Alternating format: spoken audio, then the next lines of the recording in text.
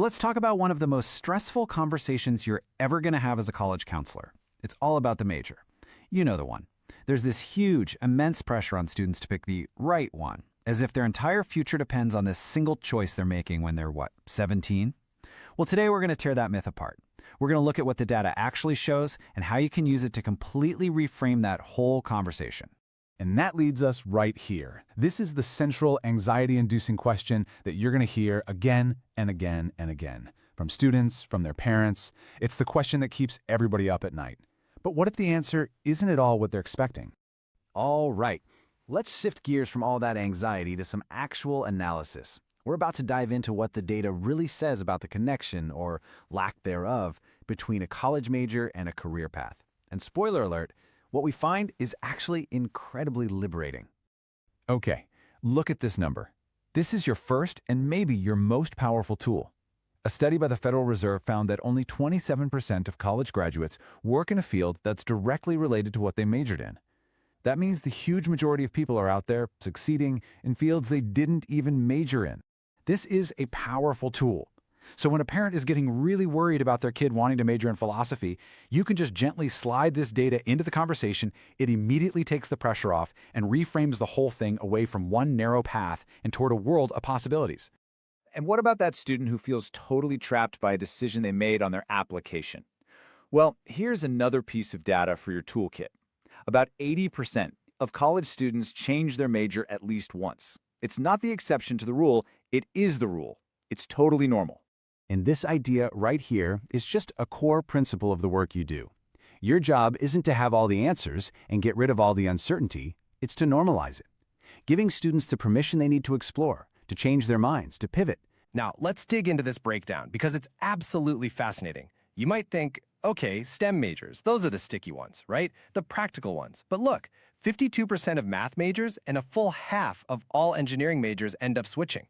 So even in the fields that we all think of as these direct highways to a career, there's still a ton of exploration and change happening.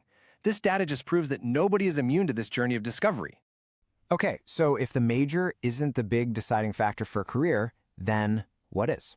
Well, that brings us to our next big point. What are employers actually looking for? This slide gets right to the heart of the myth. On the left, that's where all the anxiety lives, right? Picking the right major with a practical-sounding name. But then you look at the right, and you see the reality of what employers are saying they value. Transferable skills, the ability to learn new things, critical thinking. Your role is to help students shift their focus from that left column over to the right. And here are those skills. This is straight from a huge survey by the National Association of Colleges and Employers. Just look at this list: problem solving, teamwork, communication, initiative. Is there a single skill here that belongs exclusively to one major? Of course not. A history major builds killer analytical skills. An English major becomes a master of written communication. A biology major learns to solve complex problems in a lab team. Every single major is just a different vehicle for building these exact skills. So what this all means is that we need to help our students build a totally new mindset. We need to teach them to see their major not as some box that's going to confine them for the rest of their lives, but as a platform that's going to launch them into their future. You know, the true currency of a college education, it isn't the title printed on the diploma. It's the transferable skills you develop along the way. These are the skills that make it possible for an anthropology major to go to medical school, or for an acting major to become a CEO. It's what gives you career flexibility and agility in a world that is constantly changing. Okay, so let's boil all of this down into your counseling toolkit. What are the key strategies you can pull out and use in your very next student meeting? Here it is, your cheat sheet. Use those 27% and 80% stats to calm everyone's fears. Actively shift the language in your conversations away from majors and towards skills. Talk about the major as a launching pad, not a prison.